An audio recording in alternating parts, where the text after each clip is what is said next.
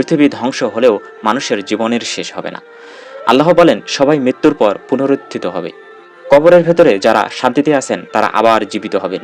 এই দিনটি হবে সবচেয়ে গুরুত্বপূর্ণ দিন, কারণ আল্লাহ আমাদের সমস্ত কাজ প্রকাশ করবেন। ছোট পাপ, বড় পাপ, ভালো কাজ, ন্যায়পরায়ণ কাজ সবই দেখা যাবে, কোনো কিছু লুকানো থাকবে না। একবার ভাবুন, আপনি আজ একটি ছোট দয়া করছেন, হয়তো মনে করছেন এটা তো গুরুত্বপূর্ণ নয়। কিয়ামতের দিন সেই ছোট দয়াটিও আপনাকে সুফল দেবে। অন্যদিকে যদি কেউ ছোট অন্যায় করে, তার প্রভাবও প্রকাশ পাবে। যে দিনটি আসবে তার নাম হবে কিয়ামত। সেই দিনে আল্লাহর চূড়ান্ত বিচার হবে। যারা সৎ পথে চলেছে, আল্লাহর আদেশ মেনে চলেছে, তারা জান্নাতে যাবে।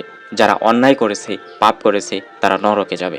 কোরআনে বলা হয় যে, যেদিন আকাশ ধ্বংস হয়ে যাবে এবং পর্বতগুলো উড়ে যাবে, তখন মানুষের জন্য আল্লাহর কাছে সমস্ত কাজ প্রকাশিত হবে।